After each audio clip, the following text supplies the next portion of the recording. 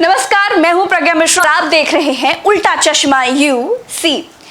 ये है पार्ले जी का पैकेट। है कोई माइका लाल जो इसको 5 के बजाय दुकानदार से 3 रुपए में खरीद ले जाए? चाहे रखा रहे, चाहे सड़ जाए, चाहे चूहे को उतर जाए, लेकिन आप इस पार्ले जी के पैकेट को 5 रुपए से कम पर नहीं खरीद पाएंगे। इसको कहते हैं एमआरपी, यानी मैक्सिमम रिटेल प्राइस। यह है भारत में धन्ना सेठों के लिए सुविधा, और इसी देश में किसान का आलू 5 रुपए किलो भी मिलेगा और 1 रुपए किलो भी मिलेगा।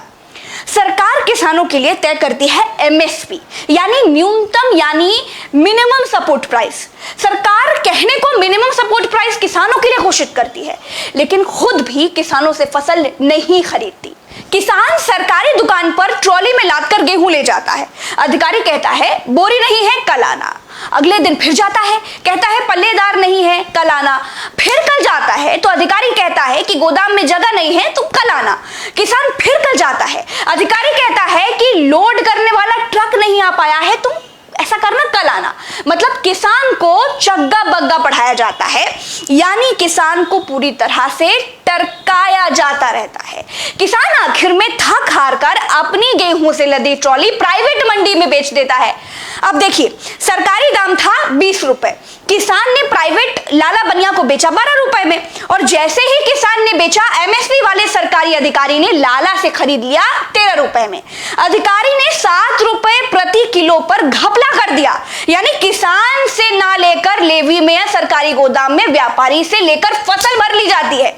बैठे बिठाए लाखों पीट लिए जाते हैं और किसान बेचारा मुंह ताकता रह जाता है, क्योंकि जिस ट्रॉली पर वो गेहूं लाद कर लाया है वो किराए की भी हो सकती है, और फिर अपनी भी हो तो बार बार लेवी यानी एफसीआई के गोदाम के चक्कर कैसे लगाए? उसको अगली फसल भी उगानी है, और इस तरह सरकारी एमएसपी से किसानों को लूटा जाता है। अधिकारी माला माल हो जाते हैं। इस देश में एमएसपी भ्रष्टाचार का वो दलदल है जहां सबसे ज्यादा भ्रष्टाचार होता है। मैं किसान की बेटी हूं, इसीलिए आपको बिल्कुल जमीनी चीज बता रही हूं। अच्छा, अब किसान और उद्योगपति में अंतर देखिए। पार्ले जी का प्राइस दुकानदार आपको बताता है 5 रुपए का है, लो या ना लो।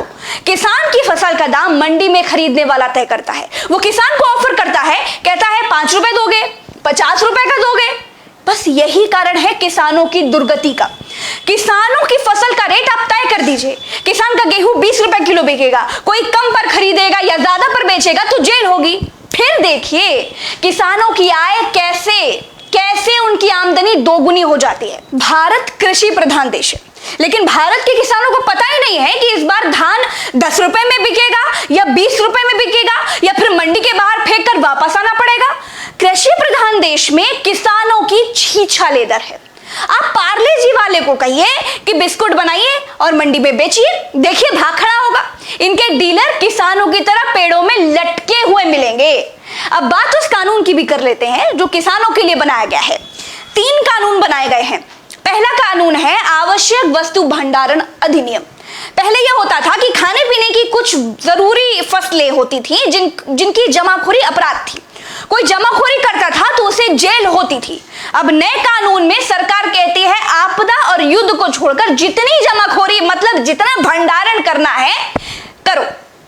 अब होगा ये कि किसान की तो छत टपकती है, वो तो छप्पर के नीचे रहता है, वो भंडारण तो कर नहीं सकता, और किसान को फसल के बाद चाहिए भैया पैसा। वो अगली फसल में लगाएगा, वो अगली फसल को उगाएगा, वो फसल को घर में रखकर करेगा क्या? अब बड़े बड़े उद्योगपति किसान से अनाज खरीदकर अपने गोदामों में भर लेंगे। बाजार में जब अनाज की शॉर्टेज हो जाएगी तब महंगा बेचेंगे।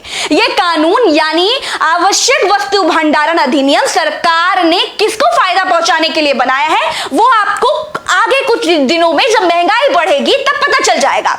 इस कानून को बनाने की कोई जरूरत नहीं थी, लेकिन ये सरकार है, बहुतों को बनाया है।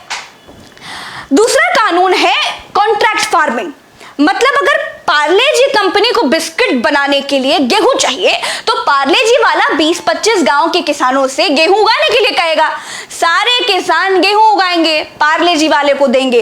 अब कॉन्ट्रैक्ट फार्मिंग में पार्ले जी वाली कंपनी फसल लगाते समय ही बता देगी कि गेहूं भैया लगाओ, 20 रुपए में हम खरीद लेंगे।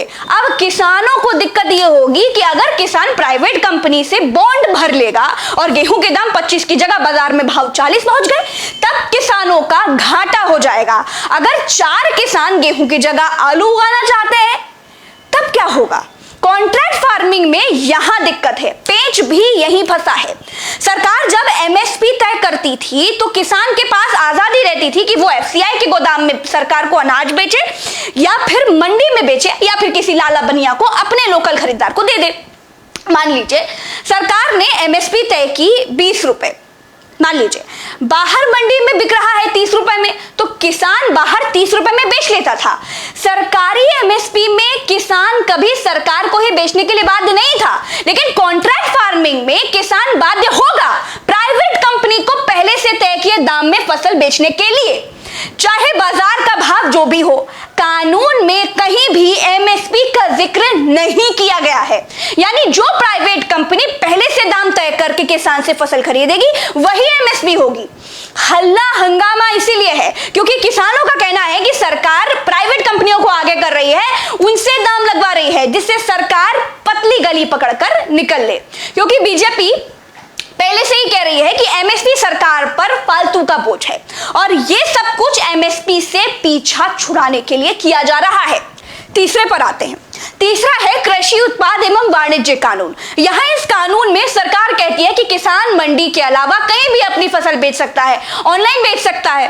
तो भैया सरकार जी, ये तो पहले से था। मेरा पका हुआ आम लखनऊ की दुबग्गा मंडी में बिकता है क्योंकि वो पास है और पके हुए आम को ज्यादा देर तक रखा नहीं जा सकता, तो सबसे पहले उसे मंडी पहुंचाना होता है। तो दुबग्गा मंडी पास है इसलिए पका हुआ आम दुबग्गा मंडी में बिकता है। मेरा कच्चा दशहरी आम दिल्ली की आजादपुर मंडी में बिकता है, ट्रक से लोड होकर जाता है। और देसी आम यानी जिस आम का अचार बनता है, जिसका सिरका बनता है, खटाई बनती है, वो आम दूसरे जिले की फरसपुर मंडी में बिकता है। और कुछ कटा फटा टूटा फूटा आम, जो छोटे आम बाग से आड़तिया ले जाता है, कहीं भी बेच सकते हो वाला कानून तो जुमला है।